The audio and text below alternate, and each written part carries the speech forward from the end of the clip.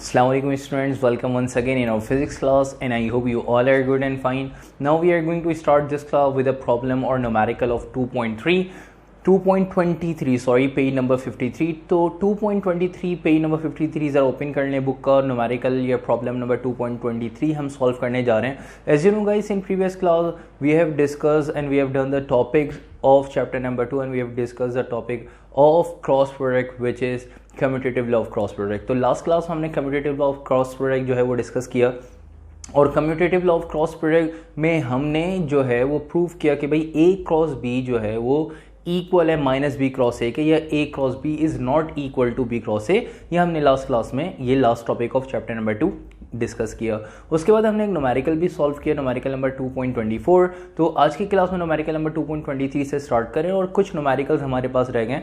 और आज की क्लास में जो लास्ट क्लास में हमने टॉपिक्स एंड कर दिए थे चैप्टर नंबर 2 के, और कुछ न्यूमेरिकल्स जो हमारे पास रह गए थे वो आज की क्लास में हम करेंगे और चैप्टर नंबर 2 कंप्लीट हो जाएगा इंशाल्लाह आज की क्लास में. तो आज की क्लास हम स्टार्ट करने जा रहे हैं न्यूमेरिकल 2.23 से. पेज नंबर 53 जरा बुक का बेटे ओपन कर लें. तो न्यूमेरिकल में देख लीजिएगा, न्यूमेरिकल में क्या कह रहा है using the definition of vector product, prove that the law of sines for plane triangle of side A, B and C. ठीक है, कह रहे हैं using the definition of vector product. तो क्रॉस प्रोडक्ट वेक्टर प्रोडक्ट की definition के according कह रहे हैं कि आप जो है लॉ ऑफ साइन को प्रूव करें और एक ट्राइंगल जो है जो तीन साइड्स हैं, ठीक है, एक ट्राइंगल की, और वो वेक्टर जो है तीन वेक्टर बेसिकली जो है वो एक ट्राइंगल फॉर्म कर रहे हैं. वो तीन साइड्स आपके पास हैं A, B और C. ठीक है, तो तीन साइड्स ए बी और सी यहाँ पे ट्राइंगल्स की गिवन है और with the help of cross product आपने जो है वो लॉ ऑफ साइन यहाँ पे बेसिकली प्रूव करना है. लॉ ऑफ साइन आपको पता है बेटा, sine alpha upon A, sine beta upon B and sine theta upon C, या साइन गैमा अपॉन सी. ठीक है, कोई भी एंगल आप यहाँ पे यूज कर सकते हैं. आप देख सकते हैं आपके बुक के आंसर के अकॉर्डिंग यहाँ पे जो एंगल लिए हुए हैं वो जो आप देख सकते हैं जो 2.23 बुक में जो क्वेश्चन लिखा हुआ उसके नीचे आंसर जो लिखा हुआ है ऑफ साइन का कि sine capital A upon small A, sine capital B upon small C, sine capital C upon small C. तो वहाँ पे इसका मतलब एंगल जो है वो capital A, capital B, capital C के अकॉर्डिंग लिया हुआ है. ठीक है, तो अगर आप angle capital A, capital B, capital C के अकॉर्डिंग ले तो साइन जो लॉ ऑफ साइन है वो क्या बनेगी, sine capital A upon small A, sine capital B upon small B, sine capital C upon small C. ठीक है बेटे, तो एंगल क्योंकि कैपिटल ए, कैपिटल बी और कैपिटल सी की फॉर्म में गिवन है यहाँ पे, क्योंकि नॉर्मली पेपर में जिस तरह से लॉ ऑफ साइन आती है और जो है लॉ ऑफ साइन आपने इससे पहले भी जो है वो एनालिटिकल मेथड के अंदर डिस्कस किया, उसका न्यूमेरिकल जो हमने सब्ट्रैक्शन ऑफ वेक्टर और एडिशन ऑफ वेक्टर के जो न्यूमेरिकल हमने किए थे उसके अंदर लॉ ऑफ साइन के रिलेशन जो है वो हमने यूज़ किए थे. तो इसी के अकॉर्डिंग हम यहाँ पे न्यूमेरिकल जो है वो सॉल्व करेंगे. तो न्यूमेरिकल के क्वेश्चन में तो उसने बोल दिया कि साइड जो है ट्राइंगल की ए, बी और सी हैं, स्मॉल ए, small B, small C. Angle हम जो है वो ज़रा देख लीजिएगा कि जैसे आपके पास ये जो साइड है, ठीक है, ट्राइंगल की, इसको आपने ए से यहाँ पे कंसिडर किया हुआ है. तो साइड ए की जो सामने वाला एंगल है इसको हम अल्फा से रिप्रेजेंट कर देंगे. ठीक है बेटे, इसी तरह साइड बी के सामने वाला जो एंगल है इसको हम बीटा से रिप्रेजेंट कर देंगे. ठीक है, बीटा से कंसिडर कर लेंगे. और इसी तरह साइड सी के सामने वाला जो एंगल है इसको हम गैमा से कंसिडर करेंगे. ठीक है बेटे, तो अब यहाँ पे अगर हम अल्फा की जगह कैपिटल ए लेंगे, ठीक है, और बीटा की जगह कैपिटल बी लेंगे एंगल में, और गैमा की जगह कैपिटल सी लेंगे, ठीक है, तो लॉ ऑफ साइन चेंज हो जाएगी. अभी आपने जो है ए के सामने वाला एंगल अल्फा लिया, बी के सामने वाला एंगल बीटा और सी के सामने वाला एंगल गैमा. तो इसका मतलब लॉ ऑफ साइन जो आपको यहाँ पे प्रूव करनी है, ठीक है, यहाँ पे लिख लेंगे जो प्रूव करना है हमें, टू प्रूव, क्या प्रूव करना है भाई, हमें प्रूव करना है साइन अल्फा अपॉन ए बराबर है साइन बीटा अपॉन बी बराबर है बेटे साइन गैमा अपॉन सी. ठीक है, अब अगर यहाँ पे आप देख लें बेटा, एंगल ए के सामने वाला एंगल कैपिटल ए होता, बी के सामने वाला जो बी जो साइड है इसके सामने वाला जो एंगल है वो बीटा है, अगर इसकी जगह कैपिटल बी हम लेते और सी के सामने वाला एंगल कैपिटल सी होता तो ये लॉ ऑफ साइन कैसे बन जाती कि sine capital A upon small A, sine capital B upon small C, small B. Sine capital C upon small C, ठीक है। तो एंगल कुछ भी लें, ठीक है, यहाँ पे एंगल जो है वो अल्फा, बीटा और थीटा ले लें, तो ये sine alpha upon A, sine beta upon B, sine theta upon C, ये रिलेशन बन जाएगा। तो बेसिकली एंगल आप कोई भी कंसिडर कर सकते हैं, ठीक है, उसके अकॉर्डिंग लॉ ऑफ साइन जो भी बन जाए उससे कोई फर्क नहीं पड़ता, ठीक है। जो भी एंगल यहाँ पे आप कंसिडर करेंगे डायग्राम में वो आपके पास आ जाएगा साइन के अंदर, मतलब लॉ ऑफ साइन में वो एंगल यहाँ पे रिप्रेजेंट हो रहे होंगे। यहाँ पे हमने अल्फा बीटा और गैमा एंगल यूज़ किए हैं, ठीक है। ये इस वजह से यूज़ किए हैं कि मोस्टली जो है वो इसी तरह से पेपर में जो है वो क्वेश्चन आता है। और अगर आप बुक का जो क्वेश्चन देखें तो 2.23 के नीचे जो आंसर में लिखा हुआ है कि sine capital A upon small A, sine capital B upon small C, ठीक है, इस तरह से आपके पास आंसर लिखा हुआ है। आप देख लीजिएगा कि sine capital A upon small A, sine capital B upon small B, sine capital C upon small C. इसका मतलब यहाँ पे एंगल जो उन्होंने डायग्राम में लिए हुए वो capital A, capital B, capital C, आप capital A, capital B, capital C angle रख लें तो रिलेशन ये ड्राइव होगा, ठीक है। हमने अल्फा बीटा गैमा एंगल रखा तो हम ये रिलेशन ड्राइव करेंगे, sine alpha upon A, sine beta upon B, sine gamma upon C, ठीक है बेटे। तो चलते हैं लॉ ऑफ साइन को जो है वो हम प्रूव करना है। लॉ ऑफ साइन जो है वो हम प्रूव करने जा रहे हैं कि sign alpha upon A, sine beta upon B और साइन गैमा अपॉन सी ये कैसे जो है वो एक दूसरे के बराबर हैं। चलते हैं इसकी डेरिवेशन की तरफ, शॉर्ट सी इसकी डेरिवेशन है। तो बेसिकली न्यूमेरिकल में आपके पास जो है वो क्वेश्चन आया हुआ है, ठीक है, बुक में, लेकिन ये एज अ डेरिवेशन जो है वो पेपर में आती है, ठीक है बेटे। अच्छा, तो चलते हैं सबसे पहले यहाँ पे हम साइड्स को कंसिडर करेंगे, ठीक है, क्योंकि ट्रायंगल है और ट्रायंगल में यहाँ पे हम एरिया ऑफ ट्रायंगल का फॉर्मूला यूज़ करेंगे। एरिया ऑफ ट्रायंगल का फॉर्मूला आपको पता होना चाहिए कि एरिया ऑफ ट्रायंगल का फॉर्मूला क्या है, half magnitude of A cross B, 1/2 magnitude of A cross B, ठीक है। और अगर साइड आपके पास ए बी है तो magnitude of A cross B हो जाएगा। साइड बी सी है, ठीक है, बी और सी अगर आपके पास साइड्स हैं तो magnitude of 1/2 area of triangle equals to 1/2 magnitude of B cross C. Side A और सी है या सी और ए है तो रिलेशन बन जाएगा कि area of triangle equals to 1/2 magnitude of A cross C या सी क्रॉस ए, ठीक है बेटे। तो जो है आप इस तरह से यहाँ पे जो है वो इसको सॉल्व करेंगे। तो ये जो मैं आपको वर्बली बता रहा हूँ इससे शायद आप लोगों को अगर नहीं समझ में आ रहा तो कोई मसला नहीं है, हम यहाँ पे जब इसको सॉल्व करेंगे तब आप लोगों को ये कन्फ्यूजन क्लियर हो जाएगी। चलते हैं इसके सॉल्यूशन की तरफ। यहाँ पे हम सबसे पहले लिख लेंगे कि कंसीडर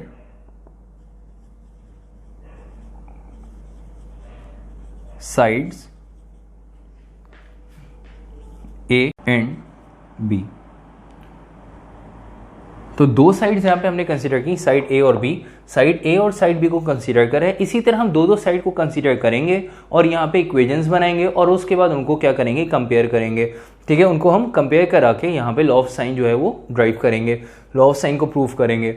अच्छा बेटा, A और B जब दो साइड यहाँ पे हमने कंसीडर की तो हम यहाँ पे अब एरिया ऑफ ट्राइंगल का फॉर्मूला यूज करेंगे।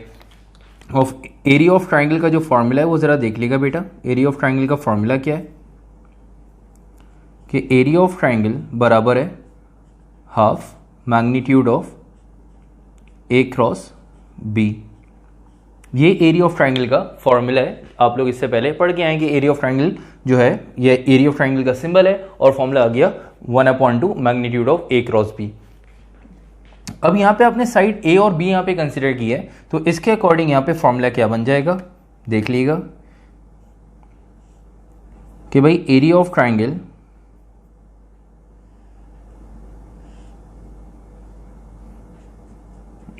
ट्राइंगल बराबर है 1/2 magnitude of A cross B, ठीक है बेटे।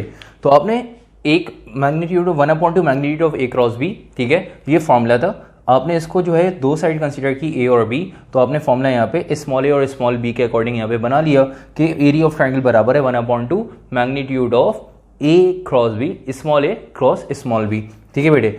अब यहाँ पे जरा देखिएगा magnitude of A cross B की अगर हम बात करें तो देखिएगा magnitude of A cross B की जगह यहाँ पे magnitude of A cross B की वैल्यू क्या आएगी, क्योंकि जरा देखें कि भाई अगर हम बात करते हैं ए क्रॉस बी की तो ए क्रॉस बी किसके बराबर होता है बेटे, A B sine theta into u hat, ठीक है, ये क्या है ए क्रॉस बी का फॉर्मूला। और अगर हम बात करते हैं magnitude of A cross B की अगर हम बात करते हैं बेटे magnitude of A cross B की, तो magnitude of A cross B बराबर है ए बी साइन थीटा के। ठीक है बेटे, magnitude of A cross B बराबर है ए बी साइन थीटा। क्योंकि मैग्नीट्यूड की बात हो रही है तो वेक्टर फॉर्म में नहीं, मतलब राइट साइड भी आपके पास मैग्नीट्यूड फॉर्म में होगी, और मैग्नीट्यूड फॉर्म में होने के लिए यहाँ पे यूनिट वेक्टर हम नहीं लिखते।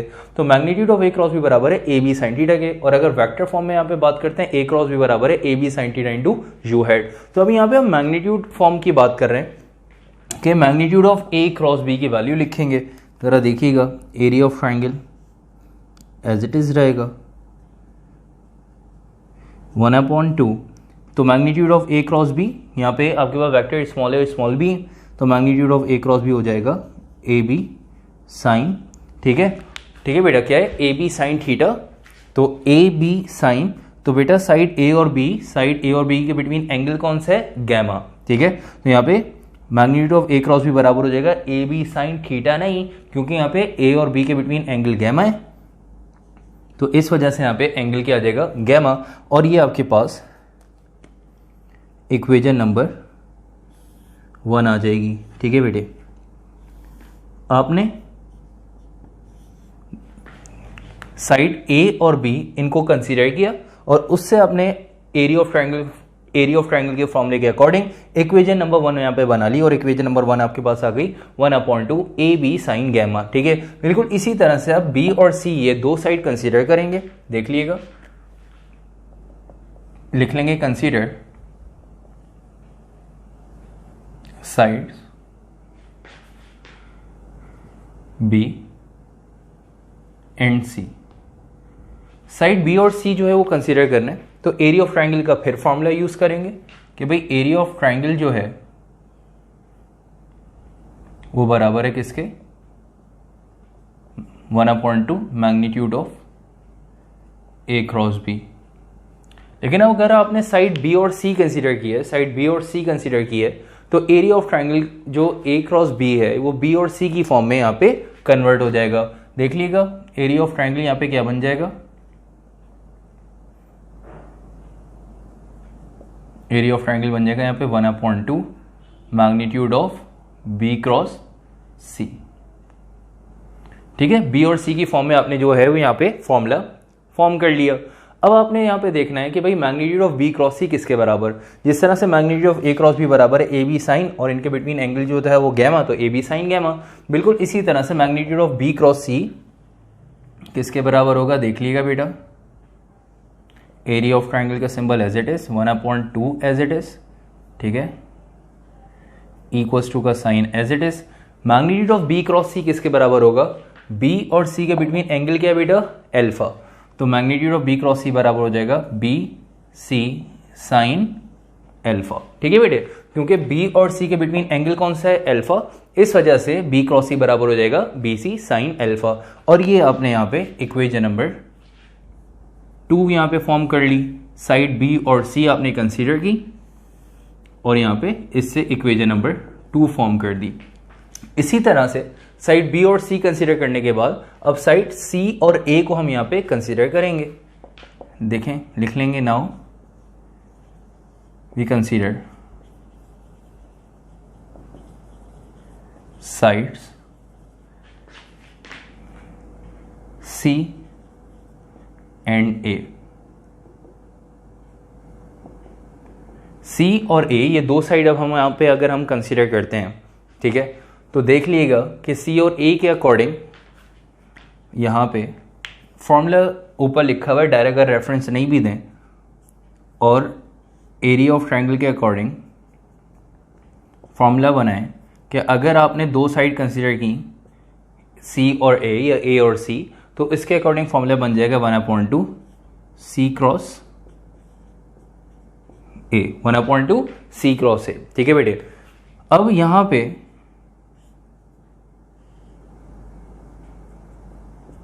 One upon two C cross A बराबर हो जाएगा किसके बेटा, सी ए साइन, और सी और ए के बिटवीन एंगल कौन सा है, बीटा, तो 1/2 सी ए साइन बीटा। ठीक है बेटे, तो यहां पे आपने सी और ए दो साइड कंसीडर की, उससे आपने एक और इक्वेजन यहाँ पे फॉर्म कर ली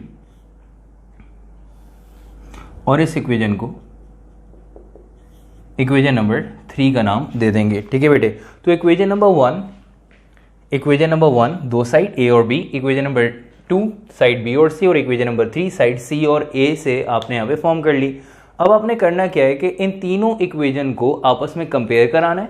आप देख सकते हैं कि इक्वेजन नंबर 1, 2 और 3 तीनों की लेफ्ट हैंड साइड सेम है, तीनों की लेफ्ट हैंड साइड सेम है। तीनों में यहाँ पे लेफ्ट हैंड साइड में क्या आ रहा है, area of triangle, area of triangle और एरिया ऑफ ट्राइंगल। ठीक है बेटे, बिल्कुल इसी तरह अब यहाँ पे जो तीनों साइड जब यहाँ पे इक्वेजन नंबर 1 और 2 और 3 की सेम है तो तीनों इक्वेजन को बारी बारी कंपेयर कराएंगे। पहले इक्वेजन नंबर 1 और 2 को कंपेयर कराएंगे, फिर 2 और 3 को कंपेयर कराएंगे, और फिर हम यहाँ से इनको कंपैरिजन के बाद इनकी वैल्यू मतलब लॉ ऑफ साइन जो है वो यहाँ पे प्रूफ करेंगे। ठीक है बेटे, तो सबसे पहले हम यहाँ पे इक्वेजन नंबर 1 और 2 को कंपेयर कराने जा रहे हैं। ठीक है, बाय कंपेयरिंग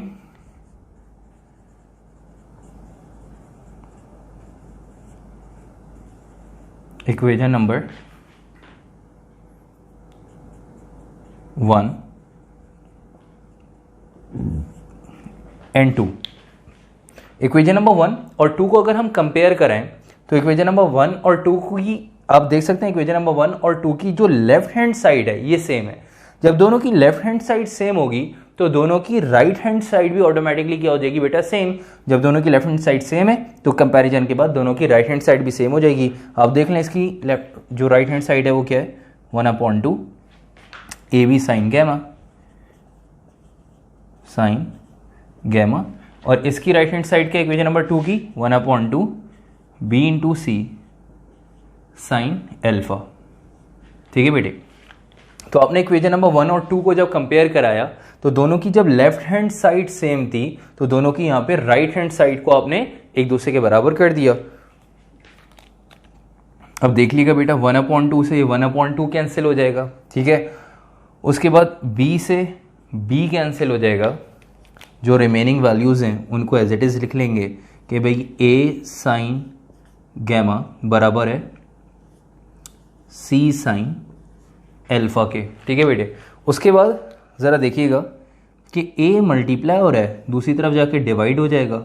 बिल्कुल इसी तरह से यहाँ पे c मल्टीप्लाई हो रहा है दूसरी तरफ आके यहाँ पे डिवाइड हो जाएगा। ठीक है, तो आप बेसिकली यहाँ पे क्रॉस मल्टीप्लिकेशन करवा रहे हैं कि भाई a मल्टीप्लाई हो रहा है दूसरी तरफ भेज रहे हैं, c मल्टीप्लाई हो रहा है इसको दूसरी तरफ भेज रहे हैं। तो यहाँ पे देखिएगा नेक्स्ट स्टेप में इसको रिमूव कर देते हैं।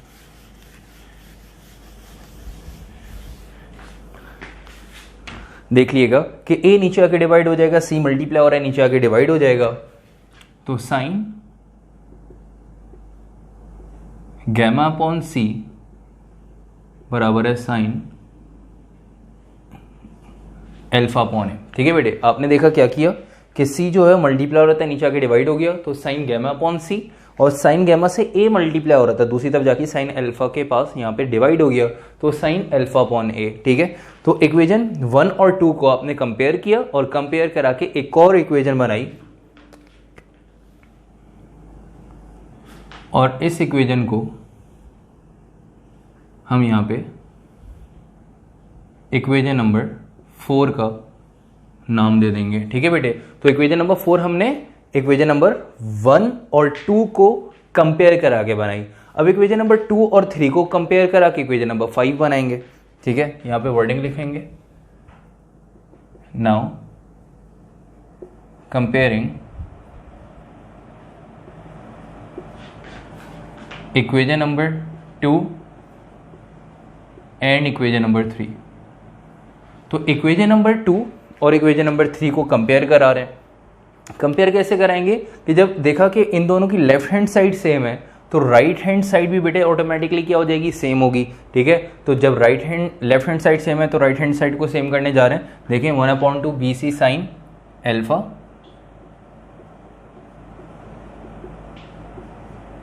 ये बराबर है राइट हैंड साइड इसकी क्या है 1/2 सी ए साइन बीटा।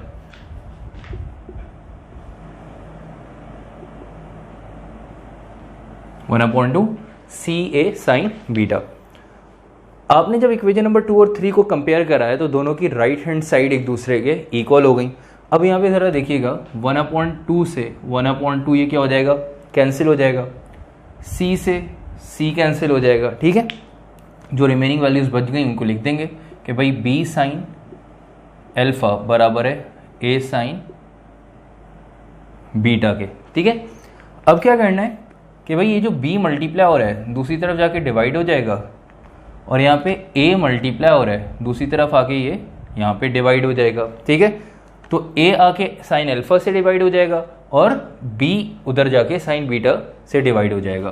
तो देख लीजिएगा बेटा, साइन अल्फा अपॉन a नीचे आके जब डिवाइड होगा तो sign alpha upon a, b उधर जाके डिवाइड होगा तो साइन बीटा अपॉन b, और यहाँ तक आके आपने इक्वेशन 2 और 3 को कंपेयर करा के इक्वेशन नंबर 5 यहाँ पे बना ली, ठीक है बेटे। तो आपने देखा कि इक्वेशन नंबर 1 और 2 को कंपेयर कराया आपने, उससे आपने एक इक्वेशन बनाई, जिस इक्वेशन को यहाँ पे आपने इक्वेशन नंबर 4 का नाम दिया, ठीक है बेटे। उसके बाद आपने इक्वेशन नंबर 2 और 3 को कंपेयर कराया, उससे आपने इक्वेशन नंबर 5 बनाई। अब हम इक्वेशन नंबर 4 और इक्वेशन नंबर 5 को कंपेयर करा रहे हैं। ज़रा देखिएगा कि भाई साइन गैमा अपॉन सी बराबर है साइन अल्फा अपॉन ए के, और साइन अल्फा अपॉन ए बराबर है साइन बीटा अपॉन बी के। इसका मतलब ये हुआ कि sign alpha upon A sine beta upon B के बराबर, sign alpha upon A sign gamma upon सी के बराबर। तो इसका मतलब जब इन दोनों को कंपेयर कराएंगे, इक्वेशन नंबर 4 और इक्वेशन नंबर 5 को कंपेयर कराएंगे, इसका मतलब ये तीनों जो हैं वो आपस में एक दूसरे के बराबर हैं। इसकी बेस्ट एग्जाम्पल ये क्या है, ज़रा देखिएगा कि अगर आपके पास लिखा हुआ है कि a बराबर है 3 के, a किसके बराबर है 3 के, और b जो है ये भी बराबर है किसके 3 के, a भी 3 के बराबर, b भी 3 के बराबर। इसका मतलब a और b ये भी एक दूसरे के क्या हो जाएंगे, बराबर। इसका मतलब ये होगा कि फाइनल इन दोनों की कंक्लूजन में कि भाई a भी अगर 3 के बराबर है और b भी 3 के बराबर, तो इसका मतलब a और b ये दोनों किसके बराबर हो जाएंगे, 3 के बराबर। तो यही काम करना है कि इक्वेशन नंबर 4 और 5 को कंपेयर करा के कि भाई sign alpha upon A sign gamma upon सी के बराबर, sign alpha upon A sine beta upon B के बराबर। तो sign alpha upon A sine beta upon B ये और साइन गैमा अपॉन सी तीनों एक दूसरे के बराबर हो जाएंगे, ठीक है बेटे। तो अब हम यहाँ पे कंपेयर कराने जा रहे हैं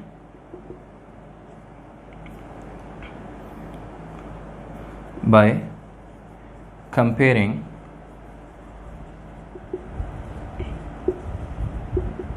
equation number 4 and equation number 5। Equation 4 और 5 को कंपेयर कराएं तो मैंने जिस तरह से आपको बताया कि भाई अगर a 3 के बराबर b 3 के बराबर, तो a और b दोनों जो हैं वो 3 के बराबर हो जाएंगे, ठीक है। तो इसी तरह अगर साइन बीटा अपॉन b भी साइन अल्फा अपॉन a के बराबर है, साइन गैमा अपॉन c भी साइन अल्फा अपॉन a के बराबर, तो इसका मतलब ये तीनों एक दूसरे के बराबर हो जाएंगे, ठीक है। तो साइन, इनको सीक्वेंस में अरेंज करके लिख लेते हैं कि साइन अल्फा अपॉन ए बराबर है साइन बीटा अपॉन बी बराबर है साइन गैमा अपॉन सी के, ठीक है बेटे। और यहाँ तक आके फाइनल आपने इस लॉ को प्रूव कर दिया, ठीक है बेटे। तो लॉ ऑफ साइन को अपने यहाँ पे प्रूव कर दिया कि sign alpha upon A sine beta upon B और साइन गैमा अपॉन सी, ठीक है बेटे। यहाँ तक आके न्यूमेरिकल 2.23 कंप्लीट हो गया। चलते हैं नेक्स्ट न्यूमेरिकल की तरफ, और नेक्स्ट न्यूमेरिकल आपके पास है 2.17, न्यूमेरिकल नंबर 17, पेज नंबर आपके पास 52 ओपन कर लें, फिर इसको सॉल्व करते हैं, ठीक है। ये भी क्रॉस प्रोडक्ट के अकॉर्डिंग सॉल्व होगा, ठीक है बेटे। तो न्यूमेरिकल नंबर 2.17 देख लीजिएगा, कह रहा है कि find the angles, angle find करने alpha beta and gamma which the vector a 3i minus 6j plus 2k makes with the positive x, y और z axis respectively। तो वेक्टर a जो है आपके पास 3i minus 6j plus 2k, ठीक है, और वो कह रहा है मेक्स विद द पॉजिटिव, और वो जो वेक्टर है वो पॉजिटिव x, पॉजिटिव y और पॉजिटिव z कंपोनेंट जो है वो बना रहा है, और आपने जो है वो एंगल अल्फा बीटा और गैमा जो है वो यहाँ पे फाइंड करना है, और वो अल्फा बीटा और गैमा जो एंगल है वो वेक्टर a के अकॉर्डिंग यहाँ पे फॉर्म हो रहे हैं, ठीक है बेटे। तो अब कैसे फाइंड करना है, चलते हैं ज़रा 2.17 की तरफ। 2.17 में आपके पास वेक्टर ए गिवन है, उससे आपने जो है वो एंगल फाइंड करने हैं। कैसे फाइंड करेंगे देख लेते हैं।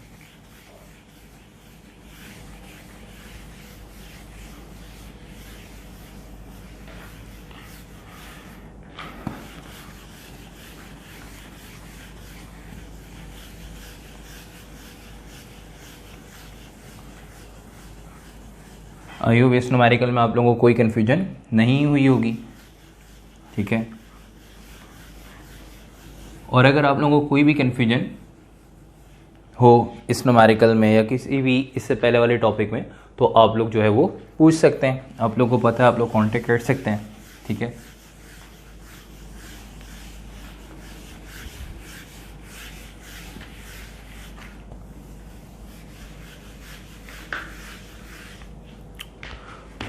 तो न्यूमेरिकल नंबर हम बात कर रहे थे 2.17 पेज नंबर 52 की, ठीक है। तो 2.17 में कह रहा है,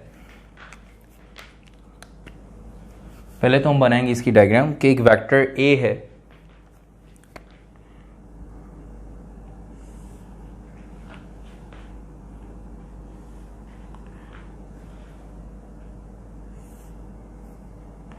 ये आपने 3 एक्सेस यहाँ पे फॉर्म कर लिए हैं। ये आपके पास एक्स एक्सेस, ये वाई एक्सेस और ये आपके पास आ गया जेड एक्सेस। तो एक वेक्टर है, कौन सा वेक्टर ए, ठीक है। इसके 3 कंपोनेंट्स हैं, ठीक है। वो वेक्टर ए से 3 कंपोनेंट जो है वो फॉर्म कर रहा है। वेक्टर ए के 3 component with respect to X, Y और जेड एक्सिस। तो वेक्टर ए का जो एक्स एक्सिस का कंपोनेंट है वो ए एक्स, वेक्टर ए का जो वाई एक्सिस का कंपोनेंट होगा वो क्या होगा, ए वाई, और वेक्टर ए का जो जेड एक्सिस का कंपोनेंट होगा वो ए जेड होगा, ठीक है। तो 3 कंपोनेंट देख लीजिएगा कि वेक्टर ए का with respect to X axis जो कंपोनेंट फॉर्म हो रहा है वो क्या है, ए एक्स, ठीक है। वेक्टर ए का with respect to Y axis जो कंपोनेंट फॉर्म होगा वो ए वाई, और वेक्टर ए का with respect to Z axis जो कंपोनेंट फॉर्म होगा वो आपके पास ए जेड, ठीक है। With respect to Z axis जो कंपोनेंट फॉर्म होगा वो यहाँ पे आपके पास ए जेड आ जाएगा, ठीक है। तो with respect to X axis A X, with respect to Y axis A Y और with respect to Z axis A Z, यहाँ पे 3 जो है वो आपने कंपोनेंट्स फॉर्म कर लिए। अब वो बोल रहा है कि जो एंगल है, एंगल जो है वो आपने फाइंड करने हैं और जो कि फॉर्म हो रहा है with respect to vector A. तो वेक्टर ए का एंगल, ठीक है, alpha with respect to X axis यहाँ पे फॉर्म हो रहा है, उसको यहाँ पे आपने यहाँ पे नाम दे दिया अल्फा। वेक्टर ए का angle with respect to Y axis form हो रहा है, उसको यहाँ पे आपने नाम दे दिया बीटा। और देख लीजिएगा वेक्टर ए का angle with respect to Z axis जो फॉर्म हो रहा है उसको यहाँ पे आपने नाम दे दिया गैमा का, ठीक है बेटे। तो आपने देखा कि यहाँ पे वेक्टर ए के 3 कंपोनेंट्स और 3 एंगल्स फॉर्म हो रहे हैं, अल्फा बीटा और गैमा, और with respect to vector A form हो रहे हैं, ठीक है। तो आप देखें वेक्टर ए का angle with respect to X axis alpha, vector A का angle with respect to Y axis beta, और वेक्टर ए का angle with respect to Z axis gamma आ गया, ठीक है। तो अब ए एक्स का एंगल जो है with respect to vector A आपके पास क्या है, अल्फा, ए वाई का angle with respect to vector A beta, और ए जेड का जो एंगल है विद रिस्पेक्ट टू ए आपके पास आ गया गैमा। अब आपके पास जो है वो आप देख सकते हैं कि जो वेक्टर ए है, आप देखें कि आपके पास जो वेक्टर ए गिवन है वो वेक्टर ए क्या है, 3i minus 6j plus 2k, 3i minus 6j plus 2k। तो हम पहले बनाएंगे इसका डाटा कि भाई वेक्टर ए जो है वो आपके पास 3i minus 6j plus 2k, ठीक है। 3i minus 6j plus 2k। Find क्या करना है आपने, अल्फा बीटा और गैमा, ये 3 एंगल बेसिकली आपने यहाँ पे क्या करना है, फाइंड करना है, ठीक है। अच्छा, तो अल्फा बीटा और गैमा, ये तो 3 एंगल आप जो फाइंड करना है आपने, कैसे फाइंड करेंगे ज़रा देख लीजिएगा। तो इसका सॉल्यूशन की हिंट डालेंगे, ठीक है। और सबसे पहले हमें क्या फाइंड करना है, सबसे पहले हम फाइंड करेंगे अल्फा, ठीक है। अब अल्फा के लिए जो फॉर्मूला यहाँ पे हम बनाएंगे, तो बेटा याद रखिएगा, आपने रेजोल्यूशन ऑफ वेक्टर का टॉपिक पढ़ा था। वेक्टर ए के हम कंपोनेंट बनाते थे with respect to X axis A X, with respect to Y axis A Y. तो वहाँ पे हम बताते ये थे कि भाई ए एक्स जो है वो बराबर होता था ए कॉस किसके, थीटा के। इसी तरह ए वाई बराबर होता था ए साइन थीटा के, ठीक है बेटे। क्योंकि वहाँ पे पोजीशन चेंज हो रही होती थी, एक एंगल होता था, और राइट एंगल ट्रायंगल के अकॉर्डिंग आप वहाँ पे कि भाई बेस है, बेस के लिए कॉस का रिलेशन, ठीक है, परपेंडिकुलर है तो उसके लिए साइन का रिलेशन। लेकिन यहाँ पे अगर आप देखें तो एंगल चेंज हो रहे हैं, एक एंगल नहीं है, एंगल ही चेंज हो रहा है। जब एंगल चेंज होगा कि वेक्टर ए का with respect to X axis है, ये तो आपके पास अल्फा, वेक्टर ए का angle with respect to Y axis beta, vector A का angle with respect to Z axis आपके पास क्या आ गया, गैमा। जब एंगल चेंज हो रहे हैं तो इस वजह से अब ये रिलेशन यूज नहीं होंगे, ठीक है। अब इसके लिए फॉर्मूला क्या बनेगा, आप देख सकते हैं कि अगर हम अल्फा की बात करें तो फॉर्मूला यहां पे अल्फा के लिए बनेगा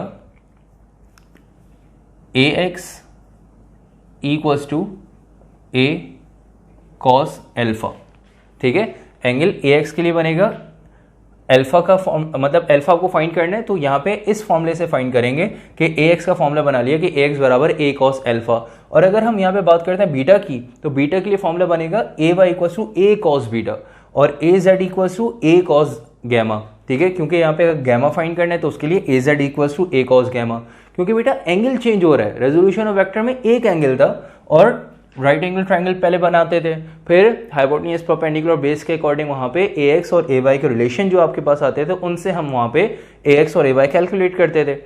लेकिन यहाँ पे आपके पास क्या है, वेक्टर ए का with respect to X axis भी एंगल है, with respect to Y axis और with respect to Z axis. जब एंगल चेंज होंगे तो इस वजह से अब एक ही रिलेशन यहाँ पे यूज करेंगे, ठीक है, और उसमें बस एंगल चेंज करते रहेंगे और एंगल की वैल्यू कैलकुलेट करेंगे। तो इसका मतलब यहाँ पे ये रिलेशन यूज नहीं होंगे, ठीक है, ये रिलेशन यूज यहाँ पे नहीं होंगे, ठीक है। तो आपने देखा अल्फा फाइंड करना है तो अल्फा के लिए फॉर्मूला आपके पास क्या आ गया, ए एक्स बराबर है ए कॉस अल्फा।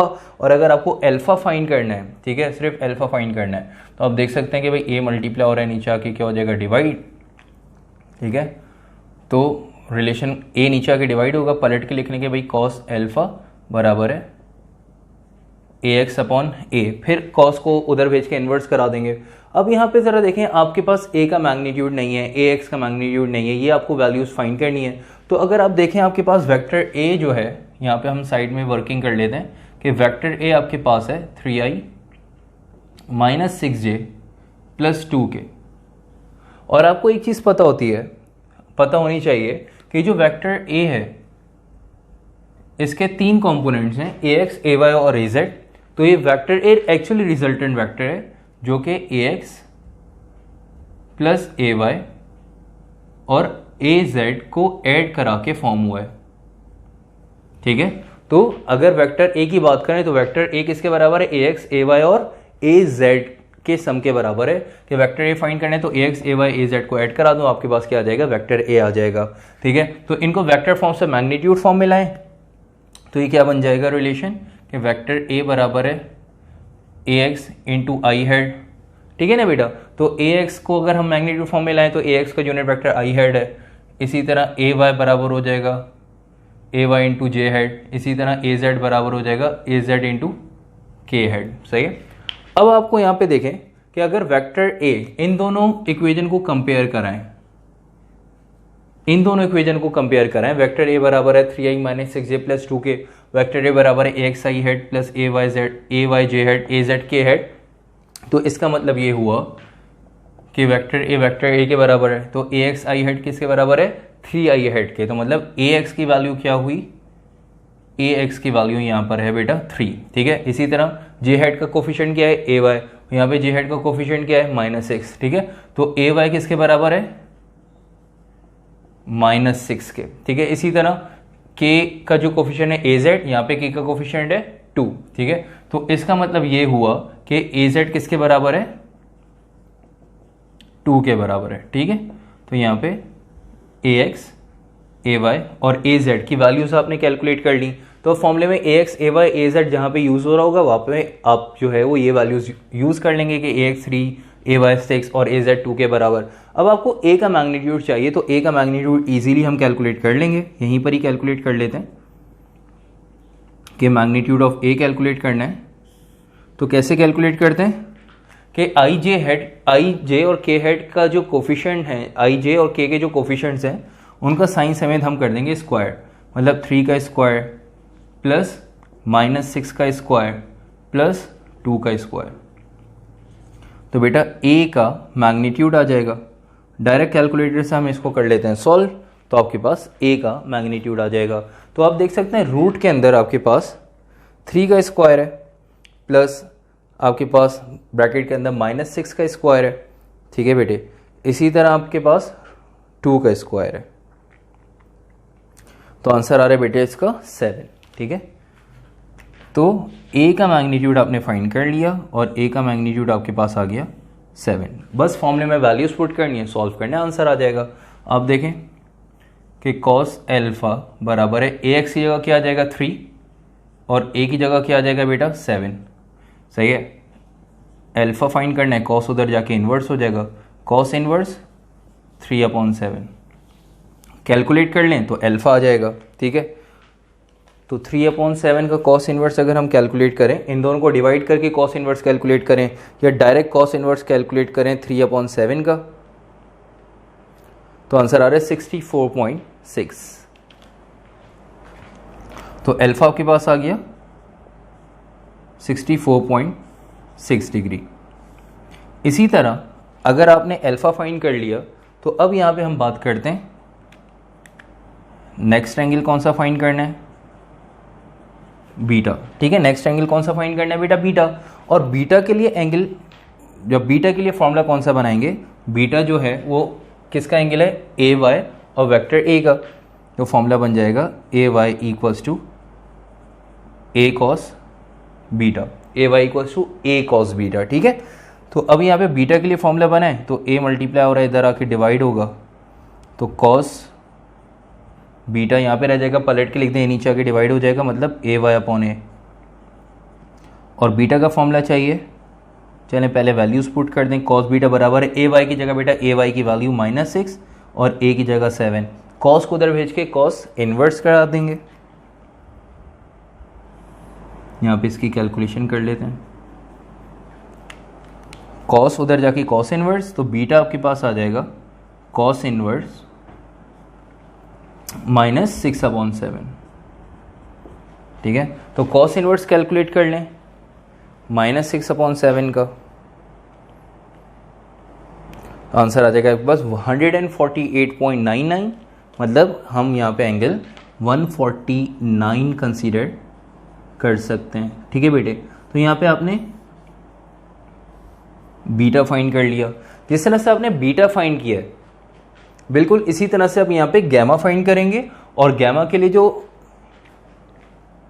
फॉर्मूला बनेगा वो बनेगा A Z equals to A cos gamma, ठीक है। तो जिस तरह से आपने अल्फा फाइंड किया, बीटा फाइंड किया, बिल्कुल इसी तरह से यहाँ पे आप A Z equals to A cos gamma, यहाँ से आप गैमा फाइंड कर लेंगे, और ए जेड की जगह ए जेड की वैल्यू 2 और ए की जगह ए की वैल्यू 7 यहाँ पे पुट करेंगे, ठीक है। तो आई होप यहाँ पे इस न्यूमेरिकल में आप लोगों को कोई भी कन्फ्यूजन नहीं होगी, ठीक है। और आप लोग जो है यहाँ तक तो आप लोगों ने इसको कॉपी कर लिया होगा, सॉल्व कर लिया, इसको यहाँ तक कॉपी कर लिया। बस एक चीज़ आप लोगों ने फाइंड करनी है, कौन सा, लास्ट एंगल, और लास्ट एंगल कौन सा है बेटा, गैमा, और ये आप लोगों ने खुद यहाँ पे सॉल्व करना होगा, ठीक है बेटे। उसके बाद चलते हैं नेक्स्ट न्यूमेरिकल पे, और नेक्स्ट न्यूमेरिकल आपके पास है न्यूमेरिकल नंबर 2.18, ठीक है। जब आप लोग इसको सॉल्व कर लें, सॉल्व करने के बाद फिर हम आएंगे नेक्स्ट न्यूमेरिकल पे, और नेक्स्ट न्यूमेरिकल देख लेंगे आपके पास कौन सा है, न्यूमेरिकल नंबर 18। बहुत ही सिंपल न्यूमेरिकल है, बहुत ही जो है वो ईजी न्यूमेरिकल है, वो आप लोगों ने खुद सॉल्व करना है, ठीक है। और क्यों, क्योंकि ये बिल्कुल सिंपल डॉट प्रोडक्ट का न्यूमेरिकल है। यहाँ पे फॉर्मूला यूज होगा डॉट प्रोडक्ट का कि ए डॉट बी बराबर है ए बी कॉस थीटा। तो न्यूमेरिकल नंबर 2.18 एक न्यूमेरिकल हमारा रह गया है, ठीक है, और न्यूमेरिकल नंबर एक आपके पास रह गया है 2.14, ठीक है। तो न्यूमेरिकल नंबर 2.14 मैं करवा रहा हूँ सॉल्व अभी आप लोगों को। 2.18 जो है वो आप लोगों ने खुद सॉल्व करना है, फिर 2.14 मैं करवा दूंगा, तो आप लोगों का ये चैप्टर कंप्लीट हो जाएगा। फिर इंशाल्लाह नेक्स्ट क्लास में चैप्टर नंबर 3 हम स्टार्ट करेंगे। तो 2.18 जो है, 2.18 में देख लें क्या कह रहा है कि find the work done in moving an object along vector R, ठीक है, if the applied force F, ठीक है। तो एक ऑब्जेक्ट पे फोर्स लग रही है और फोर्स है 2i माइनस जे माइनस के, जिसकी वजह से ऑब्जेक्ट जो है वो डिस्टेंस कवर कर रहा है, डिस्प्लेसमेंट कवर कर रहा है, वो आपके पास वेक्टर फॉर्म में गिवन है 3i प्लस 2j माइनस 5 के। तो यहाँ पे आपने करना क्या है कि वेक्टर f गिवन है और वेक्टर r गिवन है, ठीक है, और आपने यहाँ पे क्या फाइंड करना है, वर्क डन फाइंड करना है। तो बेटा ये न्यूमेरिकल एक हम इसी तरह का एक न्यूमेरिकल हम सॉल्व कर चुके हैं, ठीक है, और एक न्यूमेरिकल जो है वो अब आप लोगों ने खुद सॉल्व करना है, ठीक है। इससे पहले आप लोग डॉट प्रोडक्ट के एक न्यूमेरिकल सॉल्व कर चुके हैं, ठीक है। एग्जाम्पल हमने सॉल्व की थी और एग्जाम्पल नंबर 2.19 जिसके अंदर जो है वो आपने वर्क डन फाइंड किया था, और वर्क का फॉर्मूला क्या होता है देख लीजिएगा। यहाँ पे बोल रहा है कि भाई एक वेक्टर एफ गिवन है, ठीक है, वेक्टर आर गिवन है, आई जे के की फॉर्म में, वर्क फाइंड करें। तो बेटा वर्क अगर फाइंड करना है तो वर्क बराबर होता है किसके, एफ डॉट आर के, ठीक है, एफ डॉट आर के। तो वर्क का फॉर्मूला बन जाएगा F R cos theta. Work का फॉर्मूला क्या बन गया, एफ आर कॉस थीटा।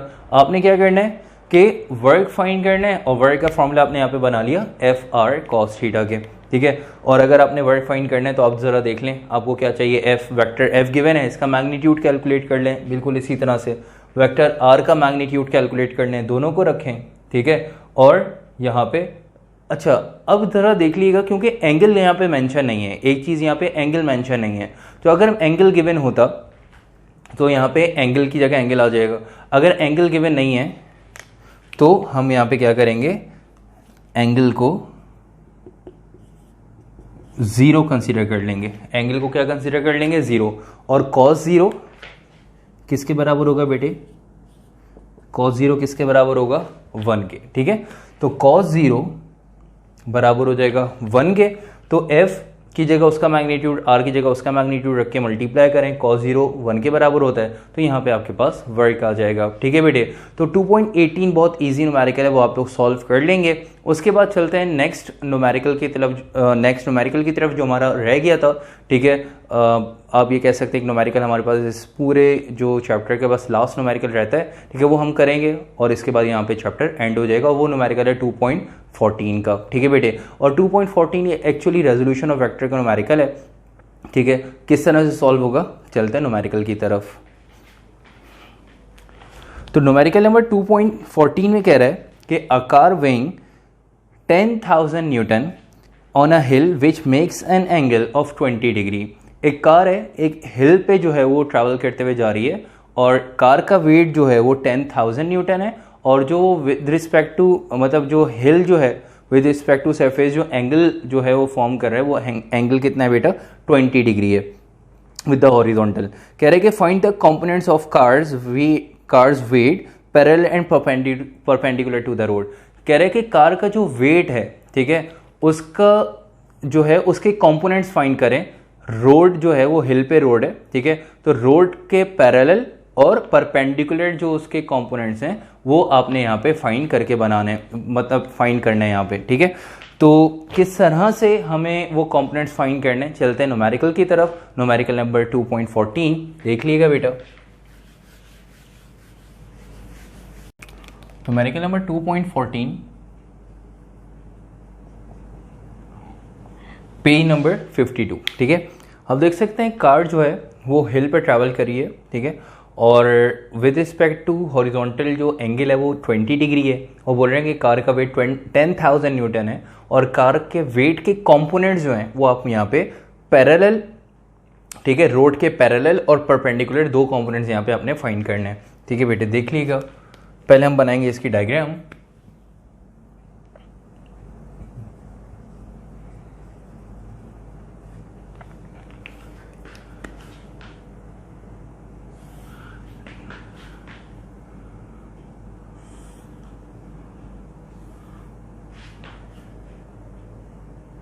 अच्छा बेटा, देख लीजिएगा एक कार है, ट्रैवल कर रही है,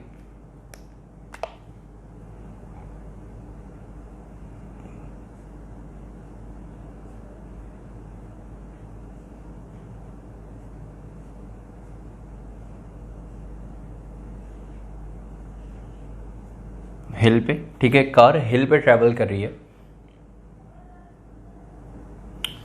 और इस कार का जो वेट है, जो कि इसके सेंटर से टूवर्ड्स डाउनवर्ड एक्ट हो रहा है, और वो वेट है कितना बेटा, 10,000 न्यूटन का, ठीक है। और ये जो रोड है, ठीक है, विद रिस्पेक्ट टू हॉरिजॉन्टल, ये जो एंगल बना रही है वो कितना है बेटा, 20 डिग्री, ठीक है। एंगल कितना है, 20 डिग्री। और बोल रहे हैं कि कार के जो वेट है इस रोड के पैरेलल और परपेंडिकुलर, इस रोड के जो हिल पे जो रोड है इसके परपेंडिकुलर और पैरेलल जो है वो यहाँ पे क्या बनाए, कंपोनेंट्स बनाए, कार के वेट के कंपोनेंट्स जो है वो आपने बनाने और फाइंड करने हैं, ठीक है। अच्छा, अब एक चीज़ ज़रा बेटा देखिएगा कि हमारे पास जो पोल्स होते हैं, ठीक है, हम जो उनको एक्स और वाई एक्सिस पे जो है रिप्रेजेंट करते हैं कि भाई हमारे पास दो एक्सेस हैं, एक एक्स एक्सिस और एक आपके पास कौन सा एक्सेस होता है बेटा, वाई एक्सिस होता है, ठीक है। आप देख सकते हैं कि आपके पास जो है वो ये आपके पास जो है वो एक्स एक्सिस है और ये जो है वो आपके पास कौन सा एक्सिस है बेटा, जो रेड मार्कर जहाँ पे मैंने होल्ड किया हुआ है आपके पास वाई एक्सिस है और ये आपके पास एक्स एक्सिस है।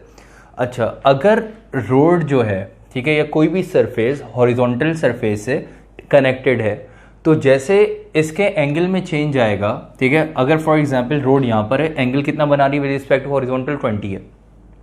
अगर रोड यहाँ पर होती तो इसका मतलब एक्स एक्सिस और वाई एक्सिस की कंडीशन ये होती कि ये एक्स एक्सिस है और ये वाई एक्सिस है, ठीक है। और अगर जैसे जैसे ये रोड का एंगल बढ़ता जाएगा, ठीक है, रोड का एंगल यहाँ पे क्या होता जाएगा, बढ़ता जाएगा, तो बेटा ये जो एक्स और वाई एक्सिस है ना, ये भी क्या करते जाएंगे, ये भी क्या होते जाएंगे, रोटेट होते जाएंगे, ये भी क्या होते जाएंगे, रोड के साथ साथ रोटेट होते जाएंगे, क्योंकि रोड जो है, ये जो हिल जो है, ये जो सरफेस जो है, ये हॉरिजॉन्टल सरफेस से कनेक्टेड है।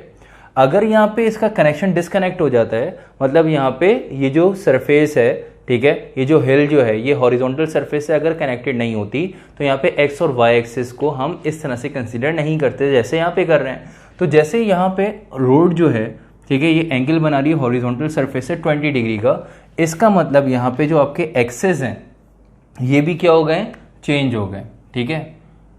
ये आपका हो गया एक्स एक्सिस, ठीक है बेटे, ये हो गया आपका एक्स एक्सिस, ठीक है, और ये जो है हो गया आपका वाई एक्सिस, ठीक है। तो आपने देखा कि एक्चुअली एक्स एक्सिस ये होता है,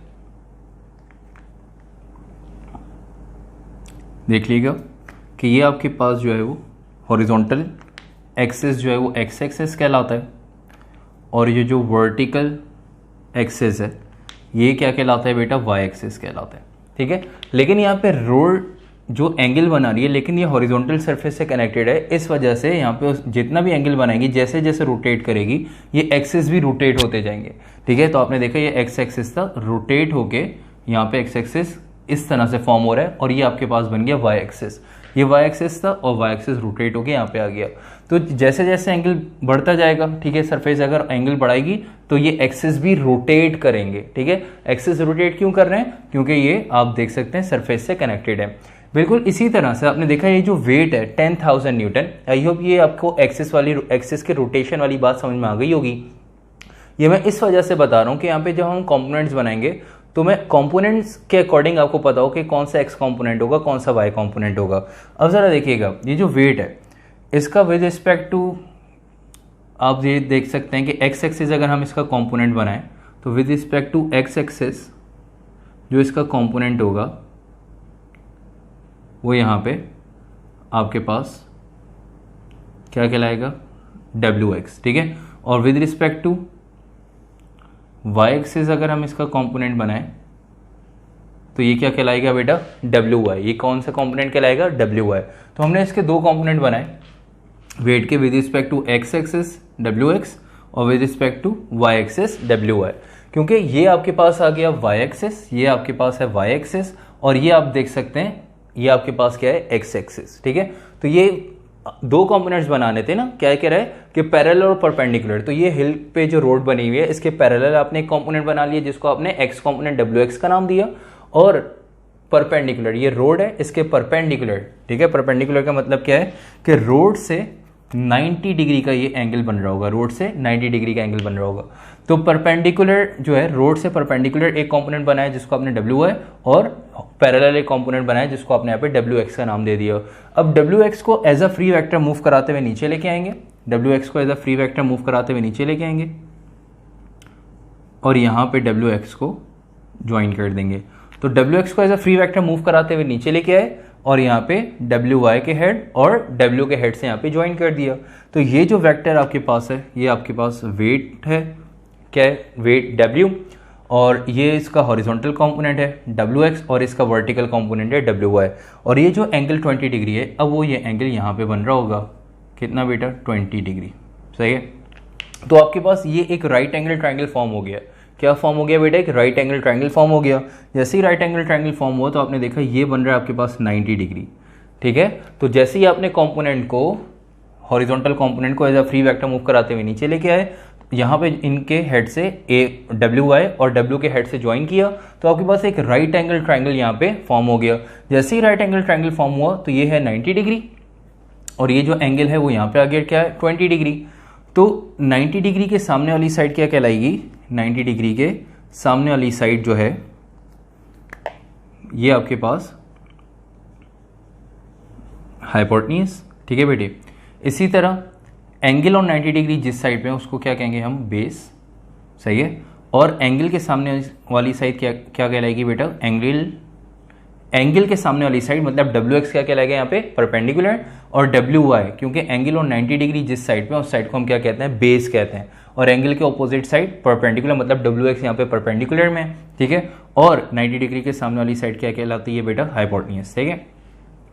अब यहाँ पे आपने एक चीज नोट की कि रेजोल्यूशन ऑफ वेक्टर में जो हॉरिजॉन्टल कंपोनेंट होता था वो एक्स कंपोनेंट जो होता था, ठीक है, वो हमेशा बेस में आता था, ठीक है। रेजोल्यूशन ऑफ वेक्टर में किस तरह से बनाते थे कि रेजोल्यूशन ऑफ वेक्टर में कि भाई ये वेक्टर ए है, इसका हॉरिजॉन्टल कंपोनेंट जो है वो AX, और वर्टिकल कंपोनेंट क्या होता था, AY।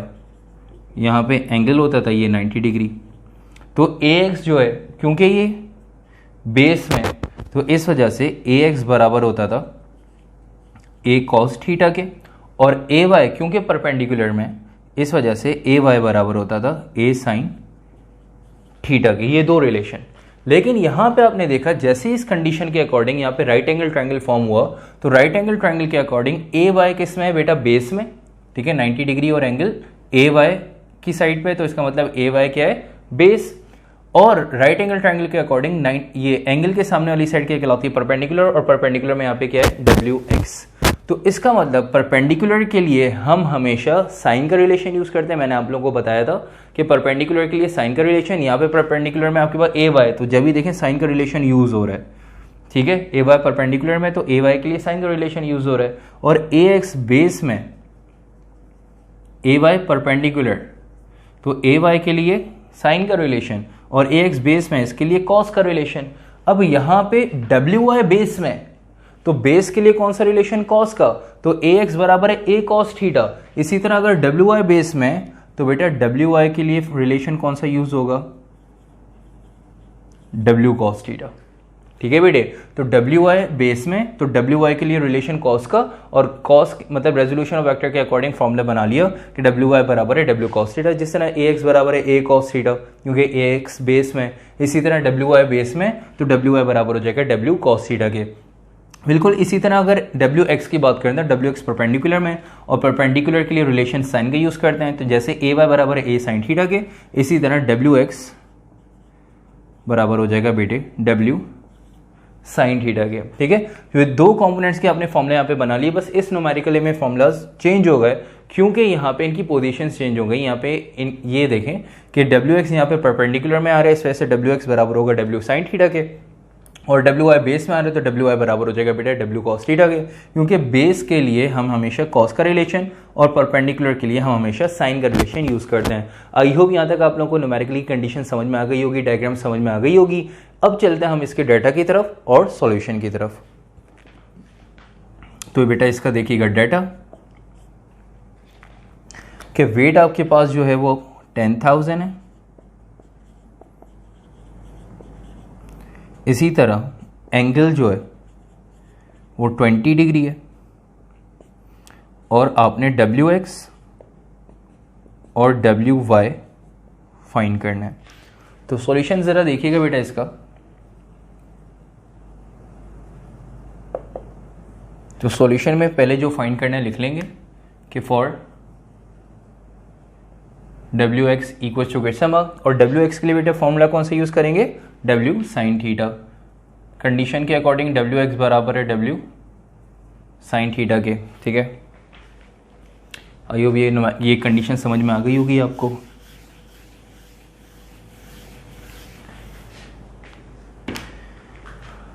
वैल्यूज पुट करते हैं, तो WX बराबर है बेटा W की जगह आ जाएगा 10,000, ठीक है, इंटू W की जगह आपके पास देख सकते हैं 10,000, W की जगह 10,000 इंटू साइन एंगल क्या है आपके पास 20, तो एंगल थीटा आपके पास 20 डिग्री, तो साइन 20। इनको सॉल्व करेंगे तो WX की वैल्यू आ जाएगी और यूनिट आ जाएगा न्यूटन।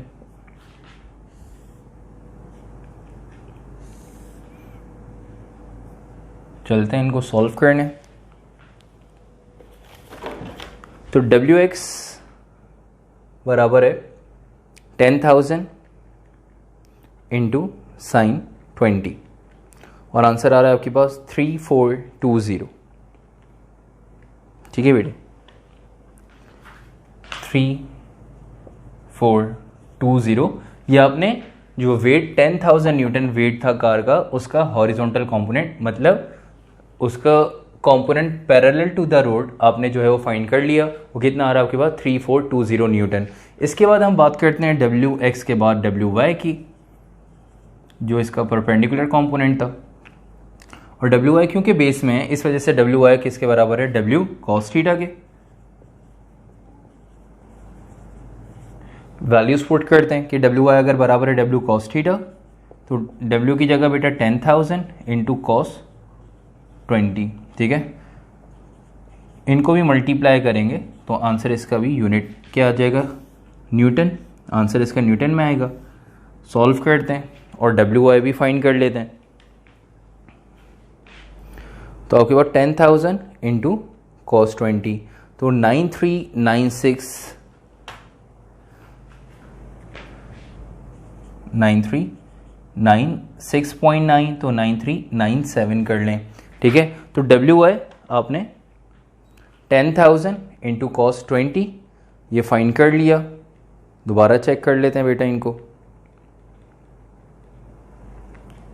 आपके पास आ रहा है 9396.9, तो इसका मतलब आपके पास 9397 ये आपके पास WY आ गया।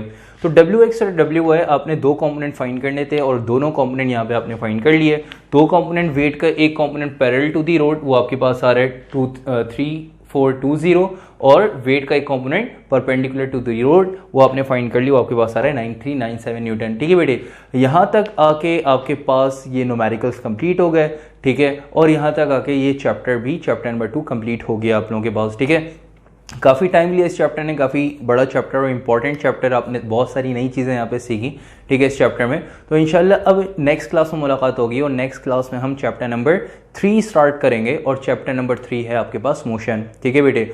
और जाते जाते अपनों ने अगर वीडियो लेक्चर लाइक नहीं किया तो लेक्चर को ज़रूर लाइक करें। लेक्चर पसंद आए तो आप लोगों ने कमेंट लाजमी करना है, ठीक है। और अगर आप लोगों ने चैनल अब तक सब्सक्राइब नहीं किया तो लाजमी सब्सक्राइब करें, ताकि आपको जैसी न्यू लेक्चर अपडेट हुआ करे, अपलोड हुआ करे, और आप लोगों को उसकी अपडेट फ़ौरन मिल जाए, ठीक है बेटे। तो इंशाल्लाह नेक्स्ट क्लास में मुलाकात होती है, तब तक के लिए अपना ख्याल रखिएगा। नेक्स्ट क्लास में चैप्टर नंबर 3 मोशन स्टार्ट करेंगे। टेक केयर, अल्लाह हाफिज़।